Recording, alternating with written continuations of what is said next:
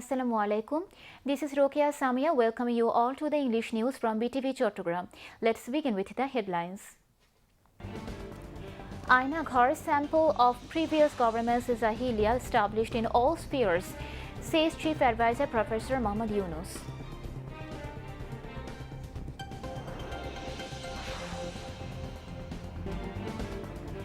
UNHCR report highlights extensive and grave human rights violations under Hasina-led government.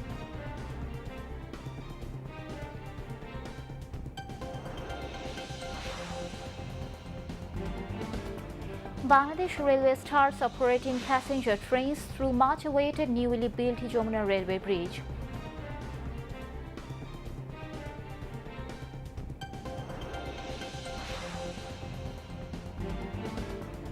Truck sale of daily commodities to continue in Ramadan for common people's convenience, says Commerce Advisor.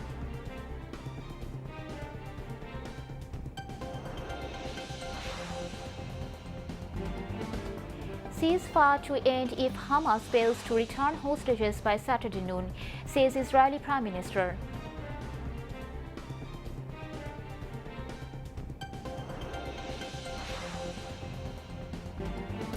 And Real Madrid thrashed Manchester City out by 3 goals in UEFA Champions League.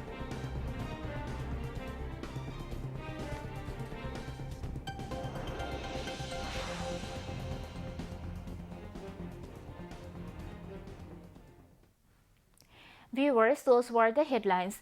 Now moving on to the details. Chief Advisor Professor Muhammad Yunus said that the previous government had established Jahiliya in all spheres. The aynaghor is just one sample of it. The Chief Advisor said this after visiting the aynaghor with local and foreign media personnel and victims today.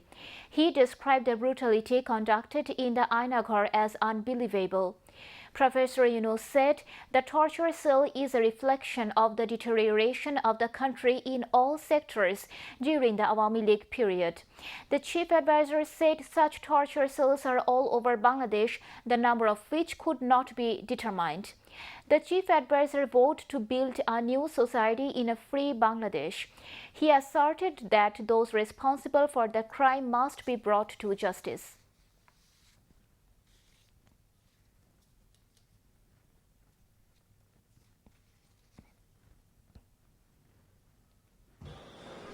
এটা মানুষের মনুষ্যত্ববোধ বলে কোনো জিনিস যা আছে সেটার থেকে বহু গভীরে নিয়ে গেছে এটা নিশ্চিহ্ন করার জন্য মনুষ্যত্ববোধ যেন কারো না থাকে নৃশংস অবস্থা প্রতিটি জিনিস যে হয়েছে এখানে যতটাই শুনি অবিশ্বাস্য মনে হয় এটা কি আমাদেরই জগৎ এটা কি আমাদেরই সমাজ আমরা এটা করলাম আমরা এমনি শুনি আইয়ামে জাহেলিয়াত বলে একটা কথা আছে এই গত সরকার এই আইএমএ জাহেলিয়াতকে প্রতিষ্ঠিত করে গেছে সর্বক্ষেত্রে এটা তার একটা নমুনা দেশের যে চূড়ান্ত অবনতি চূড়ান্ত রূপ দেখলাম সর্বক্ষেত্রে এটা তার একটা প্রতিচ্ছবি কাজে গুম কমিশন যেটা আমাদের সামনে নিয়ে আসলো সেটা হলো যে কি পরিমাণে একটা দেশকে সর্বদিকে ধ্বংস করা যায় এমনকি মানুষের একেবারে সামান্যতম যে মানবিক অধিকার সেটুকু থেকে বঞ্চিত করে রেখে দেওয়া হয়েছে আজকে এটা জাতির জন্য একটা বড় চূড়ান্ত রকমের একটা ডকুমেন্ট হবে এটা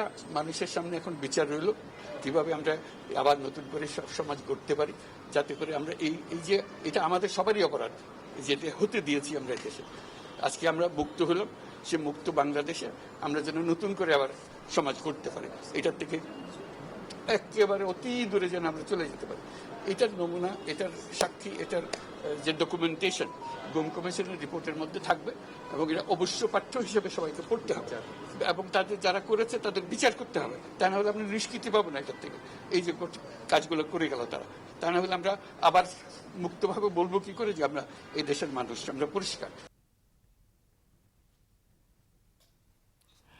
Law Advisor Dr. Asif Nozrul, Industries Advisor Adil Rahman Khan, Environment, Forest and Climate Change Advisor Soyed Rizwana Hassan, Information and Broadcasting Advisor Nahid Islam, LGRD Advisor Asif Muhammad Shaji Bhuiya, Advisor Mahfuz Alam, and members of the Enforced Disappearance Commission and senior officials were present.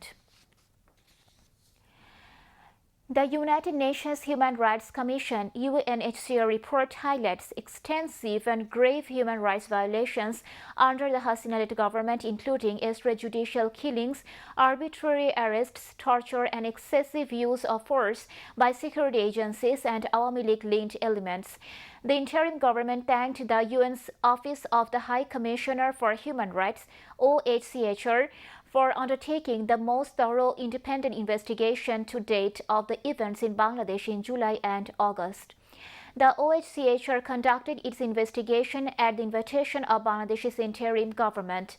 The report said OHCHR finds that there are reasonable grounds to believe that the former government and its security and intelligence apparatus, together with violent elements associated with the Awami League, systematically engaged in serious human rights violations, including hundreds of extrajudicial killings, utter use of force violations involving serious injuries to thousands of protesters, extensive arbitrary arrest and detention, and torture and other forms of ill treatment. It said OHCHR assesses that as many as 1,400 people could have been killed during the protests, the vast majority of whom were killed by military rifles and shotguns loaded with lethal metal pellets commonly used by Bangladesh's security forces. Thousands more suffered severe, often life-altering injuries. More than 11,700 people were arrested and detained according to police and RAB. Reported fatality figures indicate that around 12 to 13% of those killed were children. Police and other security forces also subjected children to targeted killings, deliberate maiming, arbitrary arrest, detention in inhuman conditions, torture, and other forms of ill treatment, the report added. The report also said, having been at the forefront of the early protests in particular, women and girls were also attacked by security forces and Awami League supporters. The Election Commission gave smart cards to 17 persons and national identity cards to 3 persons injured during the July-August mass uprising. They all are undergoing treatment at National Institute of Traumatology and Orthopedic Rehabilitation, NITOR, in the capital. Director General of the NID Wing ASM Humayun Kabir handed over those cards at the NITOR today. Later, he said all injured adults in July-August mass uprising will be given smart cards in phases. Director General of the NID Wing said those who sustained injuries during the July-August mass uprising and are yet to receive smart cards have been asked to contact the Election Commission. Bangladesh Railway today started operating passenger trains through the much-awaited newly built Jamuna Railway Bridge. From now on, passenger trains will regularly operate on this new railway route, which was inaugurated today. The Silk City Express traveling from Rajshahi to Dhaka entered the bridge as first passenger train. Railway Bridge Project Director said that the remaining trains would move gradually as per the schedule. However, trains will run on a single track for now. Trains will operate on both tracks from 18th of February, he added. Jamuna Railway Bridge is being constructed 300 meters away from the Jamuna Bridge. At least 88 trains can travel daily via the Jamuna Railway Bridge, which will save 20 to 30 minutes to cross the bridge. According to the project detail, the cost of the project has been estimated at 16,780 crore taka. The foundation stone of the bridge was laid on 29th of November 2020 and work of the bridge began in March 2021. Necessary consumer goods have been imported in the country ahead of the upcoming Ramadan. The volume of daily essentials imported in January amounts to the total demands of the holy month of Ramadan. Bangladesh Trade and Tariff Commission sources said the demand of edible oil in Ramadan is approximately 3 lakh tons. The National Board of Revenue, NBR, and Chattogram Customs sources said against this demand, nearly 4 lakh tons of soybean and palm oil was imported in 29 days in January. Similar situation is in the cases of sugar, chickpeas, and other Ramadan goods. Business people said the supply of goods in market has increased due to scopes for all to import products, ignoring syndicates. Meanwhile, Commerce Advisor Sheikh Boshiruddin said the activities of truck sale will continue in Ramadan for the convenience of the common people. Now, international news.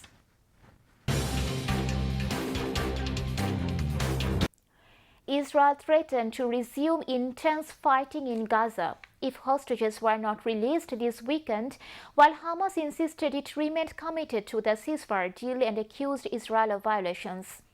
Under the terms of the truce, which has largely halted more than 15 months of fighting in Gaza, captives were to be released in batches in exchange for Palestinians in Israeli custody. So far, Israel and Hamas have completed 5 hostage prisoner swaps. But the deal has come under increasing strain in recent days, prompting diplomatic efforts to salvage it and Hamas to say it was committed to the ceasefire. Israeli Prime Minister Benjamin Netanyahu said that if Hamas did not return their hostages by Saturday noon, the ceasefire would end and the Israel Defense Forces (IDF) would resume intense fighting until Hamas was decisively defeated. His threat echoed that of U.S. President Donald Trump, who said on Monday that hell would break loose if Hamas failed to release all Israeli hostages by Saturday. Senior Hamas leader Sami Abu Zuhri said Trump's remark further complicates matters. Trump must remember that there is an agreement that must be respected by both parties. 2 American military vessels transited the Taiwan Strait from Sunday through early Wednesday. Taiwan's Ministry of National Defense said this in a statement. Records showed that the transit through the narrow waterway separating Taiwan and China marked the first time the United States made the passage since President Donald Trump took office in January. The 2 vessels sailed south through the strait, Taiwan's Ministry of National Defense said, adding that it closely monitored nearby airspace and water at the time and observed nothing unusual. The ministry did not name the 2 vessels, but the U.S. Navy identified them as the Airley Burke-class guided missile destroyer USS Ralph Johnson and the Pathfinder-class survey ship USNS Bowditch. A spokesperson at the U.S. military's Indo-Pacific Command said the transit occurred through a corridor in the Taiwan Strait that is beyond any coastal state's territorial seas.